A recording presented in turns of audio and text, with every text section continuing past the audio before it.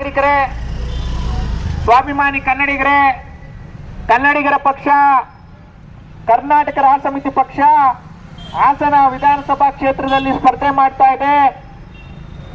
ಕನ್ನಡಿಗರು ಕಳೆದ 4-5 ವರ್ಷಗಳಿಂದ ಕಟ್ತಾ ಇರುವಂತ ಪಕ್ಷ. ಈ ನಾಡಿಗೆ ಒಳಿತನ್ನ ಮಾಡಬೇಕು.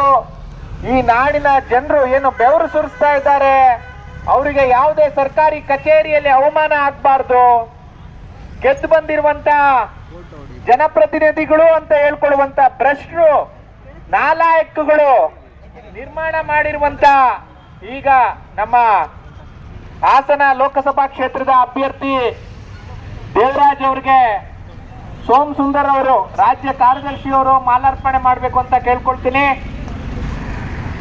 ದೇವರಾಜ್ ಅವರಿಗೆ, ದೇವರಾಜ್ ಅವರಿಗೆ, ದೇವರಾಜ್ ಅವರಿಗೆ, ಕರ್ನಾಟಕ ರಾಷ್ಟ್ರ ಸಮಿತಿ ಪಕ್ಷಕ್ಕೆ, ಕರ್ನಾಟಕ ರಾಷ್ಟ್ರ ಸಮಿತಿ ಪಕ್ಷಕ್ಕೆ, ಭ್ರಷ್ಟರೇ,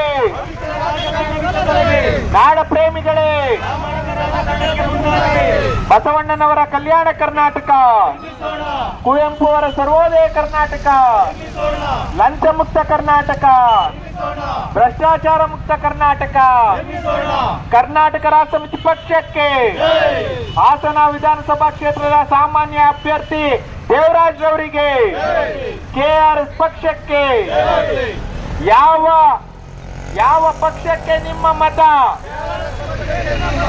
ಯಾವ ಗುರ್ತಿಗೆ ನಿಮ್ಮ ಮತ,